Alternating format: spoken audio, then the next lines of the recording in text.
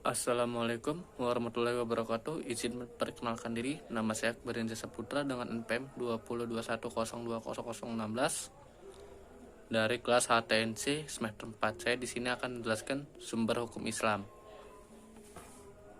Sumber hukum Islam. Al-Quran. Al-Quran berkedudukan sebagai sumber pertama dalam hukum Islam. Kedudukan ini mengharuskan umat Islam memahami pesan-pesan yang dikandungnya untuk dilaksanakan dalam kehidupan. Hal tersebut juga diperlukan sebagai upaya mengatur perilaku manusia, baik yang berhubungan dengan manusia ataupun makhluk yang lainnya, secara horizontal. Demikian pula seluruh persoalan yang berkaitan dengan hukum, meski dicari jawaban terlebih dahulu dari petunjuk yang terkandung di dalam Al-Quran. Kemaslahan hidup manusia di dunia dan di akhirat, yakni dapat diperoleh jika manusia melandaskan pada perilaku hidup mereka pada petunjuk Al-Quran. Argumentasi yang menyatakan bahwa Al-Quran sebagai sumber dan dalil pertama dan utama ditemukan dalam penjelasan Al-Quran. Al-Quran sendiri pada sejumlah ayat lebih dari 30 kali ditemukan perintah mematuhi Allah dalam Al-Quran. Bahkan meninggalkan aturan yang disebutkan Al-Quran akan membawa akibat meningkatnya kejahatan yang dilakukan manusia. Al-Quran secara redaksional dan makna yang dikandungnya bersifat qat al-wujud. Maksudnya adalah lafaz Al-Quran dan pesannya yang dikandungnya terjamin keautentikan dan otoritas kebenarannya. Keautentikan ini terjamin karena transformasi periwayatannya secara keseluruhan mencapai tingkat mutawatir. Selain itu, jaminan keaslian Al-Quran mendapatkan intervensi langsung dari pemiliknya, Allah Subhanahu wa taala. 2. Al-Sunnah.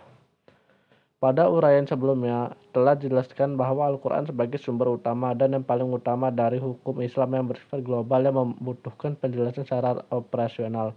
Nabi Muhammad SAW sebagai penyampaian ajaran Al-Quran diberi otoritas oleh Tuhan untuk menjelaskan lebih lanjut apa yang telah diwahyukan kepadanya. Dengan demikian Al-Sunnah baik dalam perkataan, perbuatan maupun dalam bentuk takrir berkedudukan sebagai sumber kedua setelah Al-Quran.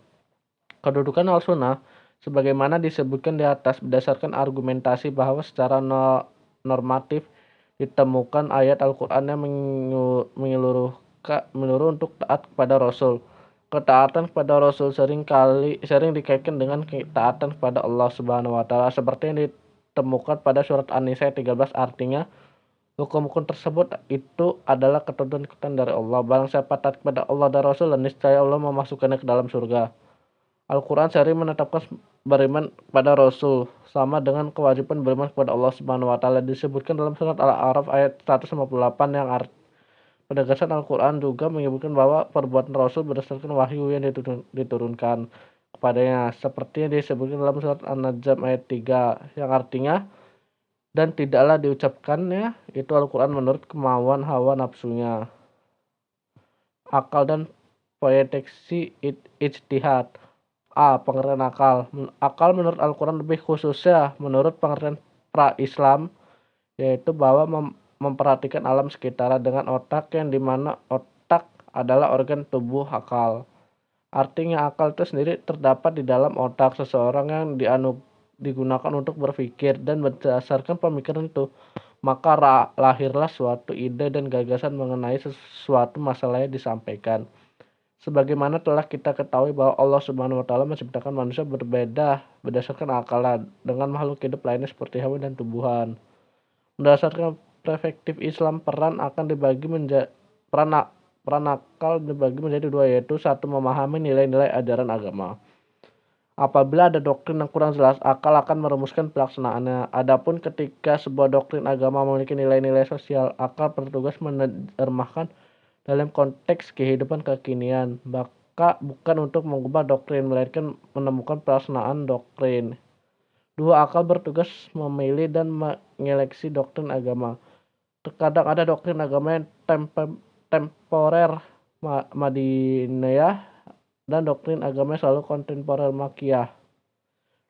Terkait hal ini, akal bertugas untuk memilih kemungkinan terbaik pelaksanaannya.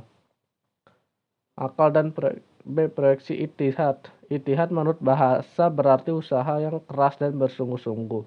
Sedangkan pengertiannya dari segi istilah ijtihad adalah berusaha menetapkan hukum terhadap masalah yang belum ada ketetapan hukumnya dalam Al-Quran dan hadis yang dilakukan secara cermat dan pikiran yang murni serta berpedoman pada aturan penetapan hukum yang benar.